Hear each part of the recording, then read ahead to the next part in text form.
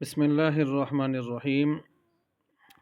تعلیق بالطلاق کی ایک اور صورت، اگر کسی شخص نے اپنی بیوی سے یہ کہا کہ تو اپنے سسرال گئی یا اپنے میکہ گئی تو مجھ پر طلاق ہے، تو اس کا حکم کیا ہوگا؟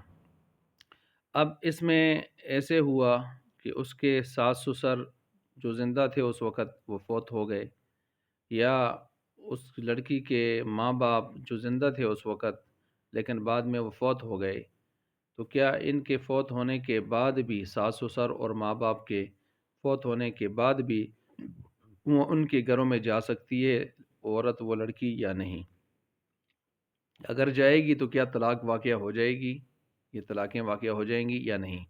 تو جواب یہ ہے کہ اگر وہ فوت ہو جائیں ماں باپ یا ساس سسر، تو ان کے فوت ہونے کے بعد ان کے گھروں میں داخل ہونے سے طلاقیں واقع نہیں ہوں گی۔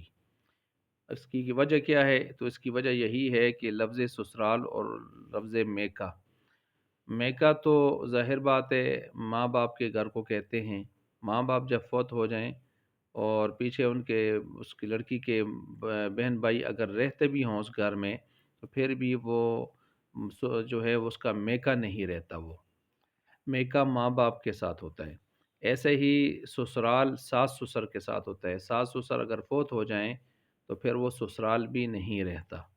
تو لہٰذا اس نے یہ کہا تھا کہ اگر تو سسرال گئی یا تو میکے گئی، تو میکہ اور سسرال تو ختم ہو گئے۔ جب ختم ہو گئے تو محض مقام یا مکان گھر سے تو گھر کا تو ذکر نہیں ہے اس میں، تو لہٰذا اب اس لڑکی کے وہاں داخل ہونے سے کسی بھی قسم کی کوئی طلاق واقعہ نہیں ہوگی۔